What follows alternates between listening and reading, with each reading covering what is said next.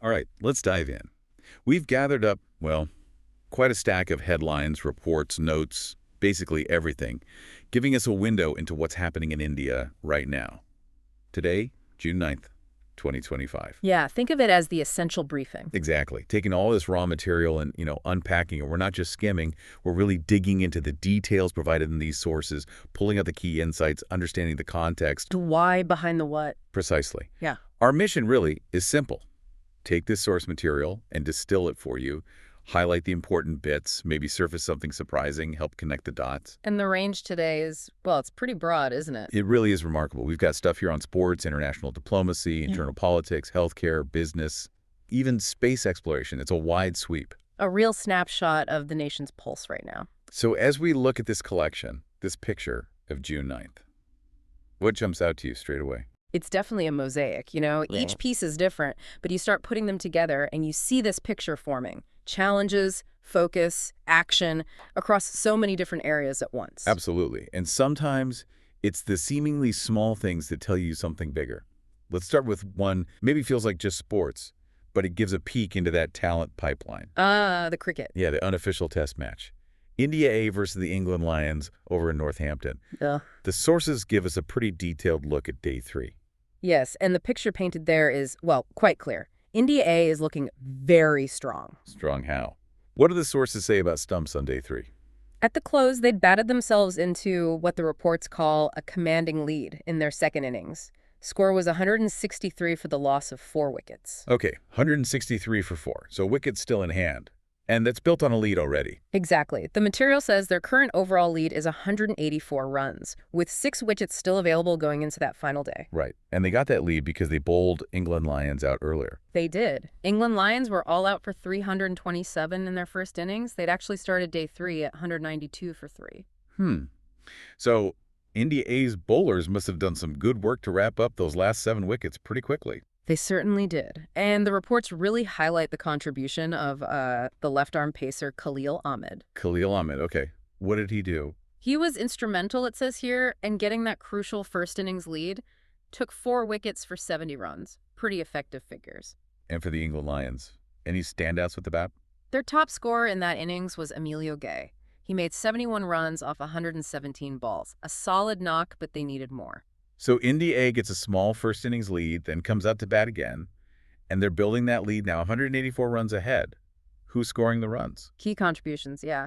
The sources point to Abhimanyu Iswaran first. Iswaran? Played a really fluent innings, apparently. Scored 80 runs. That's exactly the kind of tempo you want when you're trying to build a lead with maybe time becoming a factor. And KL Rahul, he played too. Yes, KL Rahul.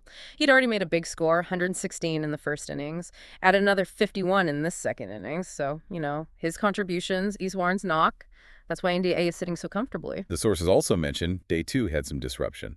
Bad light. Yeah, a bit of a blip. Bad light forced early stumps on day 2, right after India A had been dismissed for 348 in their first innings.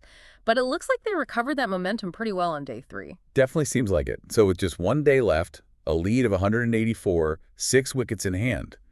That puts them in a really dominant spot, doesn't it? Oh, absolutely. When we talk about a commanding lead in cricket, especially in a 4-day game like this, it means they hold all the cards, basically. What kind of card? What can they do now? Well, they have the luxury of choosing how long they bat on this final morning. They can push the lead past 200, maybe 250, whatever they feel is safe. Then they declare their innings closed. And put England Lions back in. Exactly. Leaving the Lions with a really tough task. Either bat out the whole day, probably 80, 90 overs, just to survive for a draw. On a day 4 pitch. On a wearing day 4 pitch, exactly. Or try and chase down a big target, which is also very difficult. So, based on the source material, a win for India A looks, well, highly likely.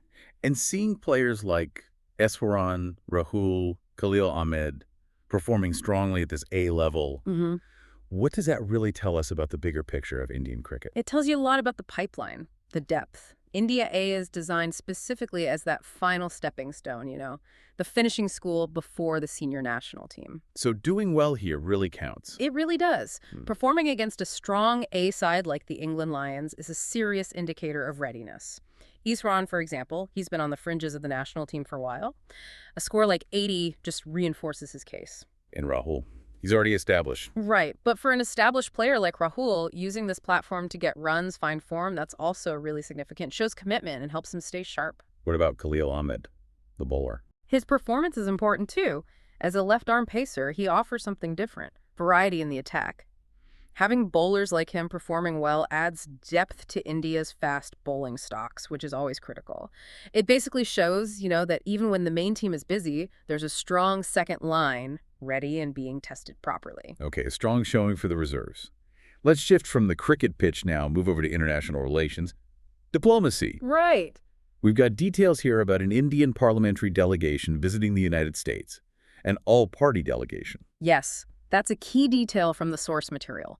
All-party means it wasn't just the ruling party. It included MPs from across the political spectrum, led by Congress MP Shashi Tharoor. Interesting choice of leader from the opposition. And what was their main job, their core message in the U.S.? Pretty specific, according to the sources. The primary goal was to hammer home India's commitment to fighting terrorism, and specifically to voice serious concerns about terrorism that originates from Pakistan. And this trip wasn't just a one-off thing. The sources put it in a bigger context. That's right. It wasn't isolated. The material indicates this U.S. visit was just one component of a much larger diplomatic offensive by India. We're talking 7 different teams. 7 teams. 7 teams, visiting a total of 33 global capitals. It's a massive undertaking. Wow. And what prompted such a huge diplomatic push? The trigger, the sources clearly state, was the attack in Pahalgam back on April 22nd, the one that claimed 26 lives. That event clearly prompted India to engage the international community very broadly, very forcefully on this issue of cross-border terrorism. So this specific delegation in the U.S., led by Tharoor, who did they actually meet with in Washington? Who were they trying to influence? They met with some very senior figures. The source details meetings with the U.S. Vice President, J.D. Vance, also the Deputy Secretary of State, Christopher Landau. High-level administration contact. Very high level. And beyond the administration, key figures in Congress, people on the House Foreign Affairs Committee, the Senate Foreign Relations Committee, and the India Caucus, hitting all the key spots, basically. To ensure the message gets through to the top policymakers and lawmakers. Precisely. You need to talk to the people who shape policy and control the relationships. And what were the main themes in those talks? What were they emphasizing? 2 main things, according to the source. 1, strengthening the India-U.S. strategic partnership. 2, reiterating India's very firm stance against cross-border terrorism. And how did the U.S. side respond? Any specifics mentioned? Yes, one specific point is highlighted. Vice President Vance reportedly expressed outrage over that Pahalgam attack. And significantly, he acknowledged India's response, which the source identifies as Operation Sindoor, describing it as a measured response. Measured response. That phrase stands out, doesn't it? Yeah. Especially when the same source material later talks about tensions escalating and India conducting strikes. This is where you have to connect the dots within the source material. It lays out a sequence. First, the Pahalgam attack. That triggers this big diplomatic initiative like the U.S. visit, where India's response, Operation Sindoor, is framed as measured and acknowledged as such by the U.S. VP. But the sources also report that tensions did escalate further after Pahalgam, and that led to India carrying out precision strikes against terror infrastructure. Where were these strikes? Located in Pakistan and Pakistan-occupied Kashmir, according to the source. These happened on May 7th. So the timeline is attack, diplomatic push, framing a measured response, then military strikes, and then de-escalation talks. The sources state the actual hostilities involving the strikes lasted about 4 days. They ended with an understanding between military leaders on May 10th to halt the military actions. So the all-party delegation's trip fits into this complex sequence. It seems to. Their visits around the world, including this U.S. stop, appear to be part of India's effort to explain its position and actions internationally, framing its response within the context of counterterrorism, navigating both the diplomatic and the necessary military dimensions described in the source. And this specific team had been elsewhere before the U.S. Yes, the source notes they'd already toured Guyana, Panama, Colombia, and Brazil, part of a wider Americas circuit for this particular team within that bigger 33 capital plan. So what does this whole episode tell us?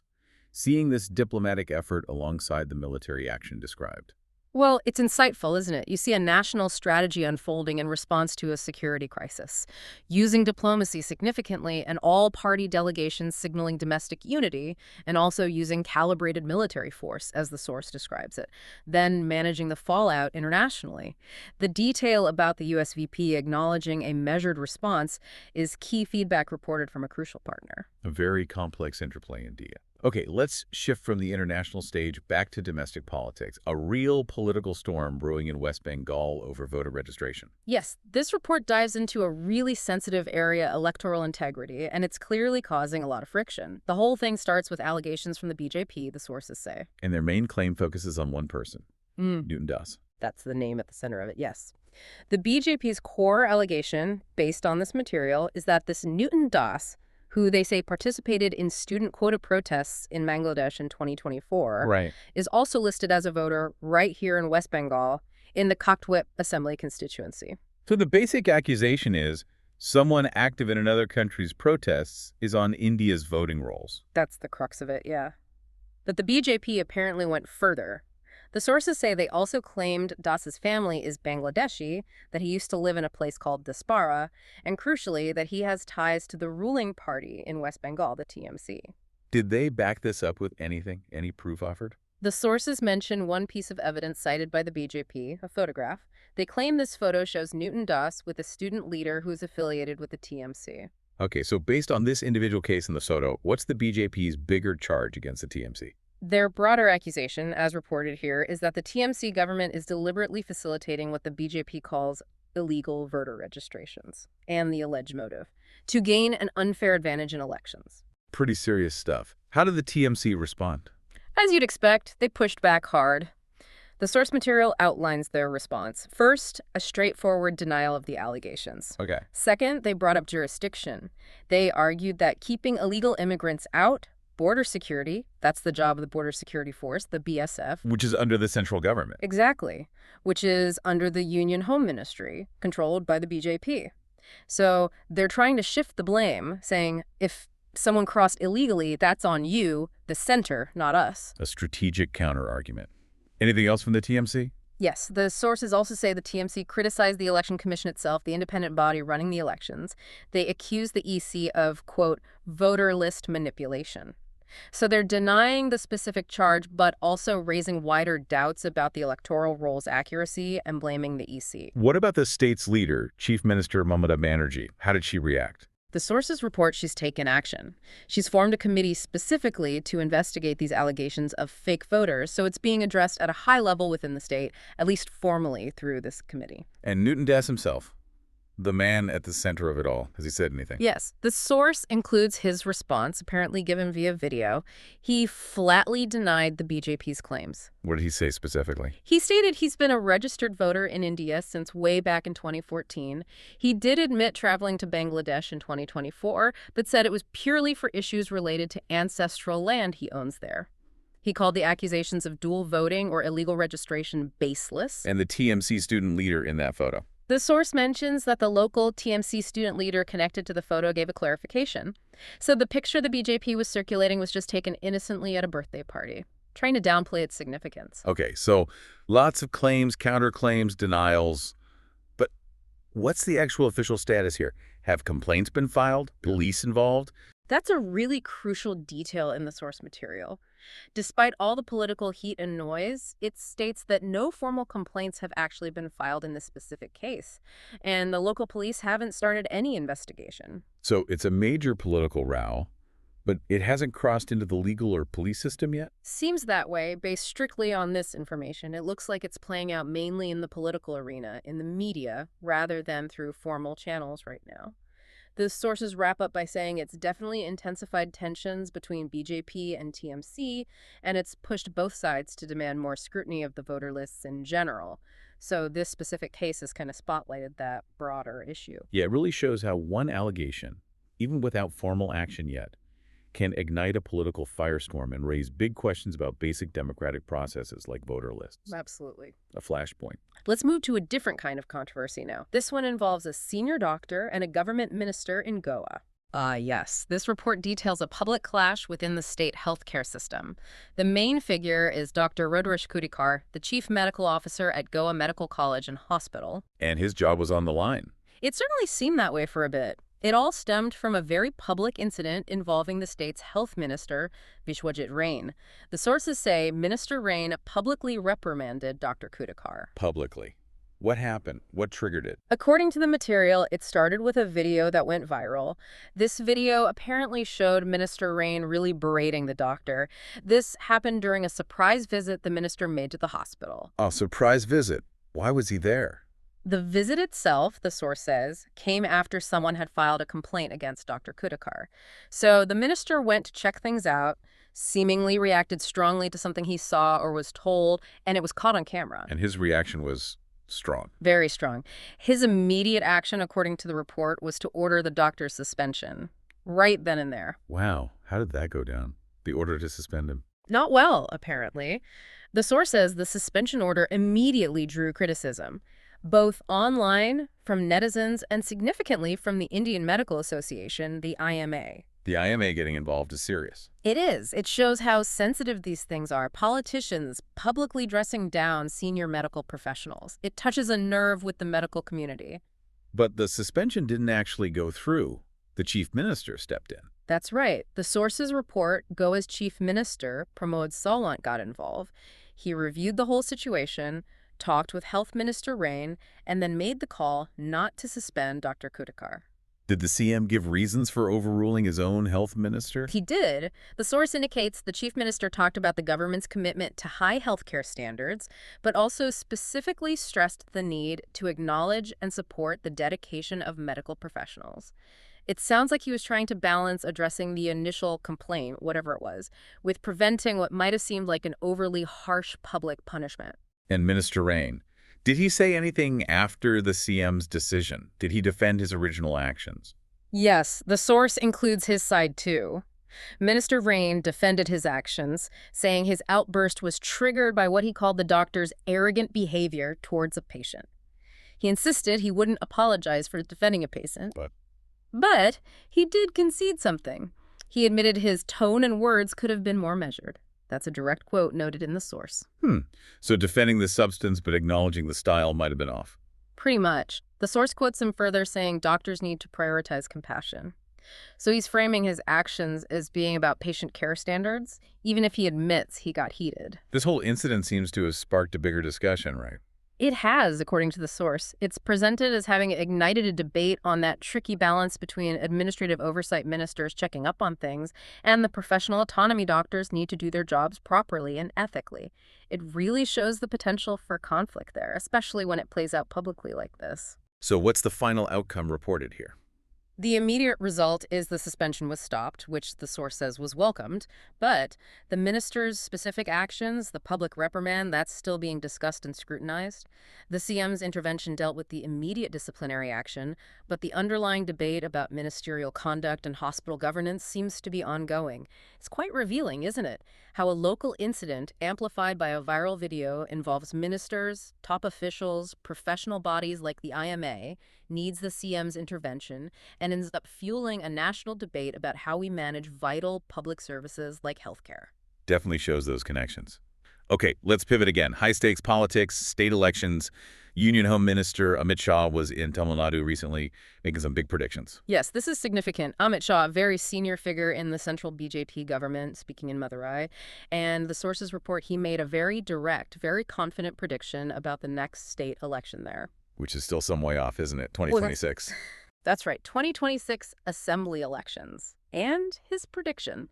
He declared the BJP-led alliance will form the government in Tamil Nadu after those elections. That's a bold claim, given the BJP's historical position in Tamil Nadu. Extremely bold, especially making it this far out. He didn't just mention Tamil Nadu either. Oh, where else? The source says he also mentioned West Bengal as another state where he sees a BJP resurgence happening, so projecting confidence across multiple states. What reason did he give for this confidence, specifically about Tamil Nadu? Why did he think the BJP alliance would win? He pinned it mainly on what he described as widespread public dissatisfaction with the current ruling party, the DMK government. He directly accused them of corruption and administrative failure. Did he give specifics? Examples of this alleged failure or corruption? Yes, the sources list examples he used in his speech, things like alleged deaths due to illicit liquor, and a specific claim of a 39,000 crore scam involving Tasmac. Tasmac, that's the state alcohol corporation. That's the one. So, using these specific localized allegations to paint a picture of DMK mismanagement. Now, interestingly, the source material says he also brought up national security.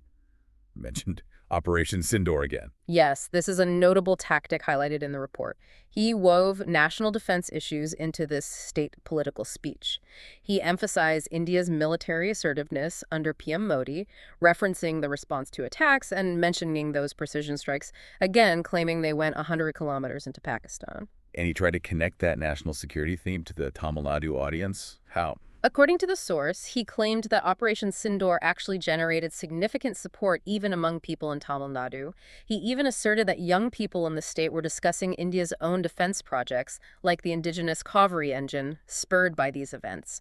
It's an attempt to link national pride and strength to the state election campaign. Leveraging national security for state electoral gain. How did the ruling DMK react to all this? Predictably, they dismissed it all. The sources outline their response.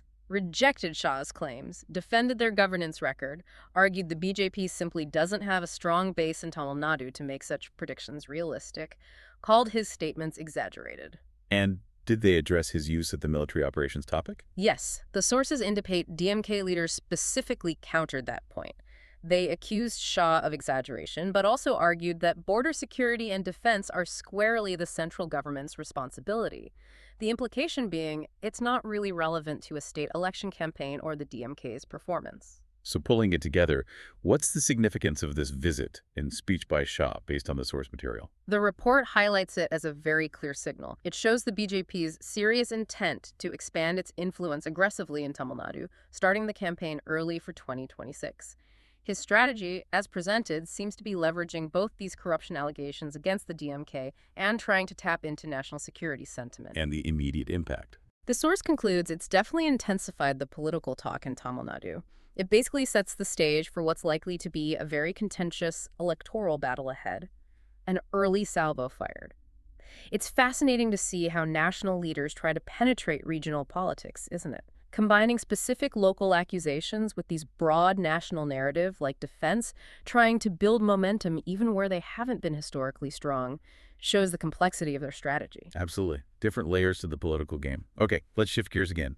International economic news now, but with direct impact on Indian workers. Saudi Arabia suspending certain work visas. Yes, this is a development that could affect quite a few Indian workers and the businesses that recruit them for the Gulf. The source material says Saudi Arabia has put a temporary stop on issuing what are called block work visas. Block work visas. Essentially, visas issued in bulk quotas to companies for hiring foreign workers, and this suspension applies to nationals from 14 specific countries. And India is one of those 14.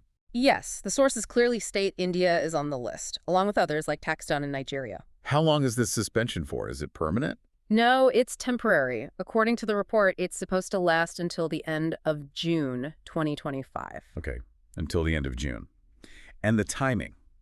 Does it coincide with anything specific happening in Saudi Arabia? It does. The sources note the timing lines up with the annual Hajj season, the major Islamic pilgrimage. Right.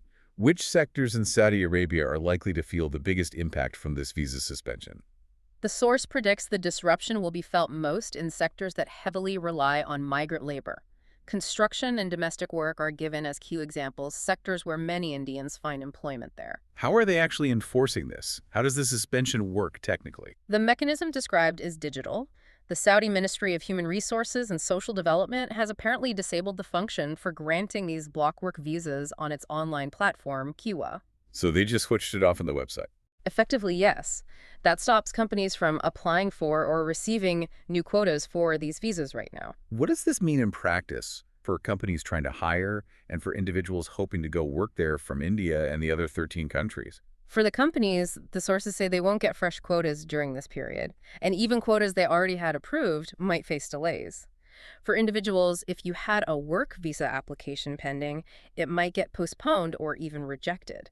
And if you already have a valid visa but haven't traveled yet, the source warns you might face restrictions when you try to enter. That sounds like it creates a lot of uncertainty. A huge amount. The source explicitly says it's generated significant uncertainty for both workers and employers. Companies have to scramble to adjust hiring plans, recruitment might go on hold. It could cause real operational headaches for businesses dependent on foreign staff.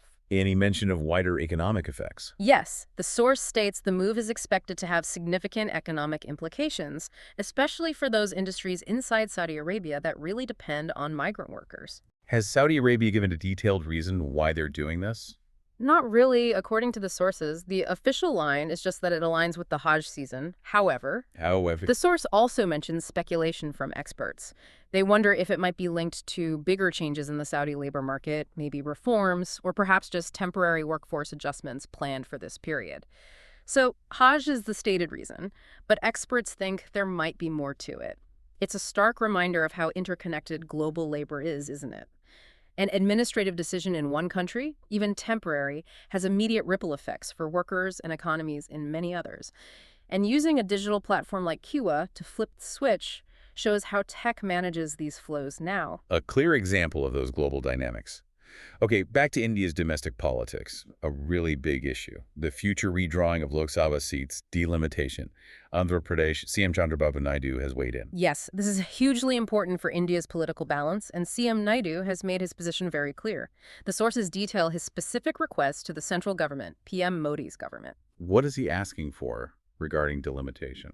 It's basically a two-pronged request as reported. He wants the center to either completely freeze the number of Lok Sabha seats each state currently has, just keep it as is. Option 1, freeze. What's option 2? Option 2, if delimitation does go ahead based on new population numbers, then any increase in the total number of seats must be distributed proportionately across all states, not just based on who grew fastest. Why is his position on this so significant right now? Why does it carry so much weight? It's all about the political mass at the national level. The source material points out his party, the TDP, has 16 MPs in the Lok Sabha, and those 16 MPs are absolutely crucial to the ruling NDA coalition led by the BJP. How crucial. The NDA currently has 293 seats total. The majority mark is 272, so those 16 TDP seats are a vital part of that majority. The NDA only has a cushion of 21 seats above the majority line. So the TDP support is essential for the government's stability. Absolutely essential. The source states it plainly. TDP support is vital for NDA stability. Therefore, when Naidu takes a strong stand on a sensitive issue like delimitation, the central government has to listen very carefully. His stance has real leverage. Can you just quickly refresh us? What is delimitation and why is it so controversial? Sure. Delimitation is just redrawing the boundaries of constituencies, Lok Sabha seats, state assembly seats, usually done after a census to make sure each MP represents roughly the same number of people. Sounds fair in principle. Why the controversy? It's controversial because, as the source notes, population growth hasn't been uniform across India. Southern states like Andhra Pradesh have generally done a better job with population control over the decades. Their growth rates are lower than many northern states. And the fear is if you redraw seats based purely on the latest population figures. Exactly. The fear in the South is that they'll lose seats in the Lok Sabha. Their representation in parliament would actually decrease, while states with higher population growth would gain more seats. They feel they'd be politically penalized for successfully managing population growth. So Naidu's demands freeze or proportionate increase are aimed at preventing that loss of representation for states like his. Precisely. He's trying to ensure fair representation without disadvantaging states that have achieved stable or lower population growth. That's the core aim reported. Has the Modi government indicated its plans for delimitation yet? According to the information in these sources, the central government hasn't finalized its approach yet. They're still figuring out how to handle this very complex and politically charged issue. And Naidu speaking out now adds pressure. Definitely. The source says his clear stance adds pressure. It forces the center to confront the need to balance demographic realities with the political concerns of crucial allies and regions that feel their representation is threatened. It's a textbook example, really, of how coalition politics works in India's federal system. When a regional party's support is vital at the center, its leader can exert significant influence on major national policy decisions, especially ones touching fundamental issues like parliamentary representation, power dynamics in action. A clear illustration of those dynamics. Yeah. Let's switch to another critical area. Defense. India potentially acquiring new advanced fighter jets. Sources talk about choices between Russia and the U.S. Yes, this is a really fascinating strategic decision point for India. Huge implications. The source material lays out two main options being considered and highlights a particularly striking offer from Russia concerning their Su-57E stealth fighter. What's so striking about the Russian offer? It goes way beyond just selling planes. The source states Russia is offering India full access to the source code of the Su-57E. Full source code access. Yeah. That sounds unusual for advanced military tech. Highly unusual. That's the core software, the brain of the aircraft. Countries guard that incredibly closely. Plus, the offer reportedly includes permission for India to manufacture the jet domestically. Make it in India. Exactly. And perhaps even more importantly for India's defense industry, permission to integrate India's own indigenous weapons and avionics. The source mentions things like the Astra and Rudram missiles. This aligns perfectly with the Make in India push for self-reliance. That level of technology transfer, customization, manufacturing rights, that seems like a massive deal for India. It would be huge. It offers a degree of control and technological empowerment that's very rare in these kinds of international defense deals. India could truly make the platform its own. Okay, so that's the Russian offer. But the sources say India is also looking at a U.S. option, the F-35A. That's the other side of the coin, yes, the F-35A. Widely seen as perhaps the most technologically advanced stealth fighter out there right now. The source material even describes it as technologically superior to the Su-57E. But there's always a but. There is. This option comes with significant restrictions, according to the sources. A big contrast to the Russian offer. What are the main restrictions with the F-35 deal? The key one highlighted is access to the software. The U.S. typically does not provide full access to the F-35's complex proprietary software. That limits India's ability to modify it independently, integrate its own systems freely, or even potentially manufacture it without deep U.S. involvement and approval. So it's a trade-off. Russia, Yeah. maybe less advanced platform, but incredible tech transfer and control. U.S. arguably superior platform, but much less control and independence. That's exactly the dilemma presented in the source material. It puts India at a strategic crossroads. Russia, the long-term partner, often more willing to share tech. U.S., the powerful strategic partner, offering top-tier tech, but usually with more strings attached, especially on source code. Does the source mention other advantages for the U.S. deal, beyond the plane itself? Yes, it does. It suggests acquiring the F-35 would bring strategic benefits, like strengthening ties within frameworks like the QAD, the grouping with the U.S., Japan, and Australia. So it's not just about the hardware, it's about geopolitical alignment, too. The Russian deal's main advantage is framed purely as technological empowerment and boosting the domestic industry. The sources really stress how important this decision is for India's future. They absolutely do. They state this choice will shape India's military modernization and geopolitical stance for potentially decades. India is weighing, it seems, the benefits of deep control and local manufacturing from Russia versus the potential strategic alignment and tech edge, albeit restricted, from the U.S. And really, the source suggests the choice is bigger than just aircraft, isn't it? It's about India's long-term defense strategy, who it trusts as a partner, how much it wants to integrate its defense sector with either Russia or the U.S. It's a fundamental choice about strategic autonomy versus alliance benefits, a complex balancing act. A decision with truly long-range consequences. Okay, let's look at another major policy shift. Back in Andhra Pradesh again, this time regarding population policy. CM Naidu announcing changes related to family size. Yes, this is a really striking reversal and a new direction, as detailed in the sources. CM Naidu has announced a package of incentives specifically aimed at encouraging families to have more children. More children. Didn't Andhra Pradesh used to have a policy discouraging larger families? It did. The source material explicitly notes this reverses the state's previous two-child policy. That old policy actually barred people with more than 2 kids from running in local elections. So it's a complete U-turn. Why change? What's the stated goal now?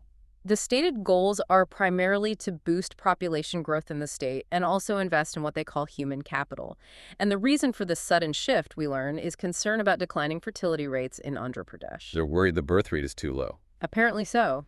And they're offering specific incentives to try and reverse that trend. What kind of incentives are we talking about? It's a mix, according to the sources. Direct financial help for families, support for childcare, and significantly expanded maternity leave benefits. The financial aid part is apparently structured so families with more kids might get more money. Can you give more details on the childcare and maternity leave aspects? Sure. The sources say the new policy mandates setting up childcare centers at workplaces, making it easier for parents to work. And on maternity leave, the old restrictions are gone. Female employees can now take maternity leave as many times as needed, no limit based on previous children. And there was something about aid for school kids, too. Yes, a specific payment mentioned. €15,000 per school child, transferred directly to the mother's account. Direct cash support linked to the number of children in school. This feels connected to those broader demographic worries we heard about in the South, right? The lower birth rates. Absolutely. The source explicitly links this policy shift to those wider concerns in southern states. The worry is that falling birth rates today could mean a smaller workforce tomorrow, impacting economic growth. And what's Naidu's argument for why they need to increase fertility rates? His argument, as presented here, is that it's essential for long-term economic stability and for maintaining social welfare programs in the state. Basically, you need enough young people to support the economy and society. The sources also connect this to another government program. Yes, it's mentioned as being part of his broader zero poverty model. That model apparently also includes things like encouraging wealthier people to adopt and support poor families. So these population incentives seem to fit into a bigger vision for social and economic engineering. Are other states in India doing anything similar? Trying to boost birth rates? It's not entirely unique to AP, no. The sources mention Sikkim and Mizoram have similar incentives, though reportedly aimed specifically at boosting indigenous populations there. And interestingly, it mentions Tamil Nadu's CM, M.K. Stalin, has also publicly urged people in his state to have more children. Why? Specifically citing concerns about population-based delimitation, which brings us right back to that earlier headline about Naidu's demands on freezing Lok Sabha seats. Wow, that's a direct link. Fear of losing political representation due to lower birth rates is leading one CM to urge more births, while another is implementing financial incentives, partly driven by similar demographic concerns. Exactly. It shows how interconnected these issues are: demography, economy, political representation. Falling birth rates are clearly driving policy thinking in multiple southern states, even if the specific angle varies slightly. It's quite something to see a state government pivot so dramatically on population policy, isn't it? From limiting growth to actively incentivizing it, it really underscores the urgency some states feel about demographics and the proactive, maybe controversial steps they're taking. A very significant shift indeed. Okay, let's look up now to space. Exciting news involving an Indian astronaut. Yes, huge news for India's space ambitions, according to the source material. An Indian astronaut, Shubhanshu Shukla, is set to fly as the pilot on the upcoming Axiom 4 mission, AX-4. And the big deal here for India is... The source highlights the main significance. This marks India's return to human spaceflight, sending its own citizens into space after a gap of 41 years. 41 years. That's a long time between Indian astronauts. The source mentions the last one. It does, provides that historical context. Wing Commander Rakesh Sharma was the first Indian in space back in 1984, flying on a Soviet Soyuz mission. So Shubhanshu Shukla's flight ends that 4-decade hiatus. When is Axiom 4 launching? Launch date is set for Juneteenth, very soon. From where? NASA's Kennedy Space Center in Florida, the historic launch site. Are the preparations going smoothly? Any updates? Seems so. The sources mention key pre-launch milestones are done. They've completed a full dress rehearsal and also a static fire test of the Falcon 9 rocket. Static fire. That's where they test the engines on the pad. Exactly. Fire them up briefly while the rocket's bolted down. A crucial final check to make sure everything's good to go for the actual launch. Who else is flying with Shukla on this mission? Shukla is the pilot. The mission commander is Peggy Whitson, a very experienced former NASA astronaut from the U.S. And there are 2 mission specialists, Tibor Kapu from Hungary and Slavos Uznanski-Wisniewski from Poland, a very international crew. What spacecraft are they using? They'll be in a SpaceX Dragon capsule launched by a SpaceX Falcon 9 rocket. The source notes the rocket arrived at the launch pad hangar ready for the mission. Was Juneteenth the original launch date? Slight delay mentioned, originally planned for June 8th, but pushed back 2 days. The reason given was just for final system checks, ensuring everything is absolutely ready. Okay, launch on the 10th. How long will it take them to get to the International Space Station?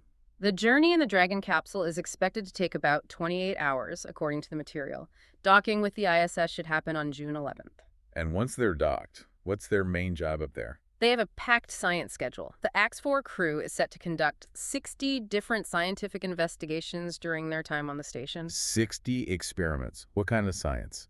The areas mentioned cover human health in space, how microgravity affects the body, Earth observation, looking back at our planet, and also material sciences. The source also emphasizes the international collaboration on the science. Yes, that's highlighted as a key feature. These investigations involve partners from 31 different countries, making it, as the source notes, one of the most internationally diverse commercial space missions yet. How is this news being received back in India? The source reports it's generated a lot of public excitement about space again, and it really underscores India's growing role in global space efforts, showing it's back in the human spaceflight game after that long break. What's really interesting here is not just that India is back in human spaceflight, but how. It's happening via a commercial mission run by Axiom Space, using SpaceX hardware, with this wide international collaboration. It reflects the big shifts in space exploration, less purely government-led, more commercial and partnership-driven. And India is clearly positioning itself within that new landscape. A major milestone and a sign of changing times in space. Okay, let's turn to another critical resource area, rare earth elements, and the magnets made from them. Sources say India is looking for alternative suppliers. Yes, this is crucial because these rare earth elements, well, they're essential for so much modern tech, especially the high-performance stuff. And the reason India is looking for alternatives, the source material states clearly, is because China is tightening its export restrictions. And China's position in the rare earths market is dominant. Massively dominant. The stats and the sources are pretty stark.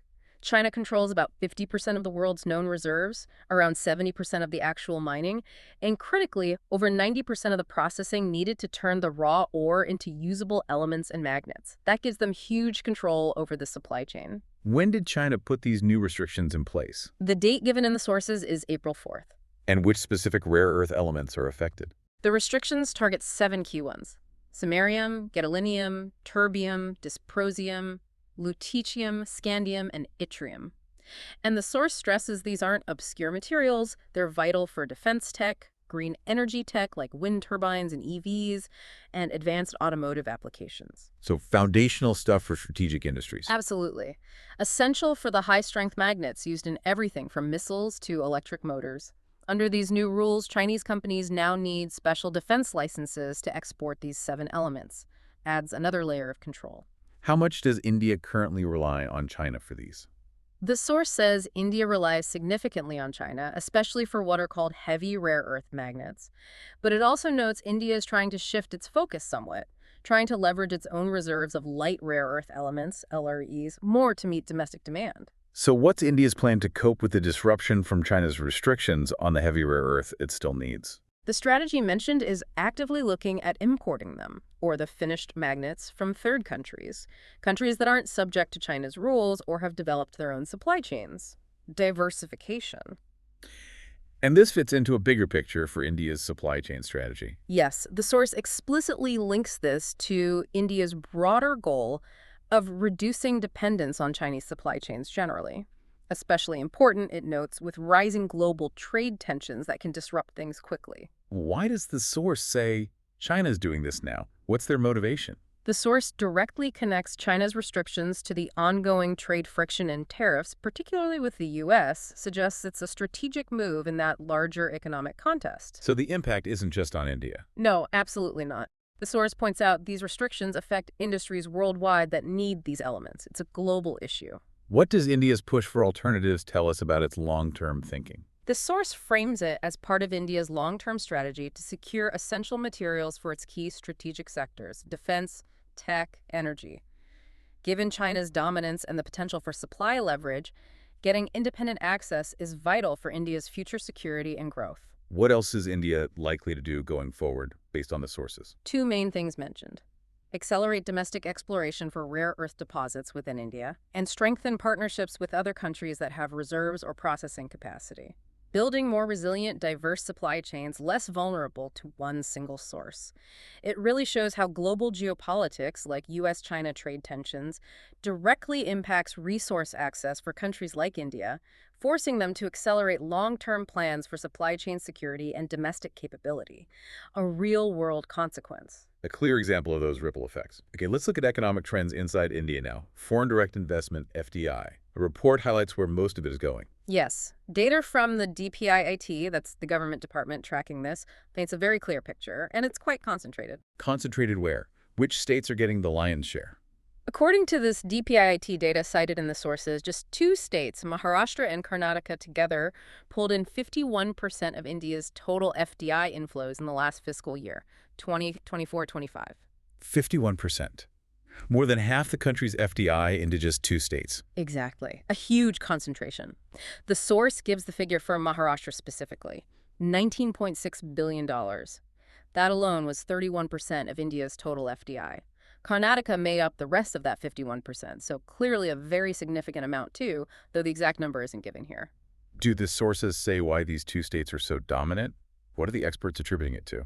The main reason cited by experts, as reported here, is major improvements in infrastructure in both states. That's seen as making them much more attractive for foreign companies looking to set up shop. Are there specific advantages for each state mentioned?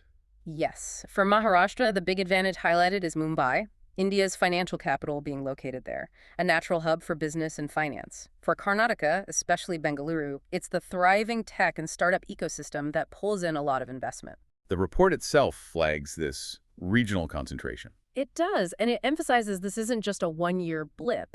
These two states consistently outperform others in attracting FDI.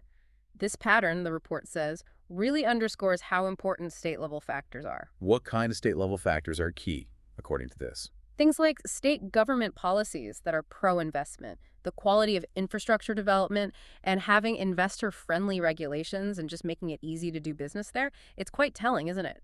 National policies matter for the overall FDI climate, sure, but this data really shows how much individual state governments influence where that money actually lands through their own actions on infrastructure, policies, and regulations. State-level competition for investment is clearly intense. Definitely highlights the role of state governance. Okay, finally, let's look at a statement from a union minister about India's manufacturing sector. Prahlad Joshi. Yes, Union Minister Prahlad Joshi made a pretty big, ambitious claim about India's global manufacturing position. What did he declare? He declared that India is poised, essentially on track, to become the world's third largest manufacturing hub. Third largest globally. That's a huge ambition. Where did he say this? He was speaking at the inauguration of a new factory, the third greenfield unit for a company called Hodek Vibration Technologies in Dharwad, Karnataka. So, an event focused on industrial growth. And why does he think India can reach that number 3 spot? What's driving it, according to him? He attributed it to the rapid industrial growth happening under PM Modi's leadership. Did he make any comparisons to the past? He did. He contrasted the current situation, highlighting India's growing self-reliance in areas like industry, jobs, IT, transport, electricity, compared to what he called a much more import-heavy scenario back in 2014. So the narrative is a shift from importing to producing and exporting. Exactly. He framed India now as becoming a leading exporter. He even mentioned India alongside manufacturing giants like China and Vietnam as being among the top producers in certain sectors. Did you mention anything about Indian workers or skills? Yes, the sources quote him talking about global demand for Indian talent. He specifically mentioned Germany needing skilled technicians and looking to India to fill those shortages. The event itself, the factory opening, had another element too. A temple. Yes. The source notes that alongside inaugurating the factory unit, a Lord Sri Rama temple was also inaugurated at the industrial site. And the company, Hodek Vibration Technologies, made some points about sustainability. They did. The sources mentioned Hodek highlighted their commitment to sustainability. They gave specific examples. Unveiling a rooftop solar power plant at their Pune unit to cut emissions, and the new Dharwad unit itself using eco-friendly measures and getting ISO 14001 certification for environmental management. How does the minister's claim about becoming the third largest hub fit with official government targets? It aligns very well. The sources point out this ambition matches the vision set out by Niti Aayog, the government's policy think tank. Their goal under the Viksit Bharat 2047 plan is for manufacturing to grow at 15% annually and make up 25% of India's GDP by 2047. So Joshi's statement echoes those high targets. And the local impact of this specific factory in Darwood. Expected to boost industrial growth in the North Karnataka region, the sources say, and importantly, create local jobs. It's interesting how this narrative is constructed, right? The big national ambition, third largest hub, grounded in a specific factory opening linked to leadership, contrasted with the past, benchmarked against competitors, tied to national plans like Viksit Bharat, and even incorporating themes like global skills demand and corporate sustainability. It's painting a picture of momentum and planned growth. That really covers an incredible amount of ground, doesn't it?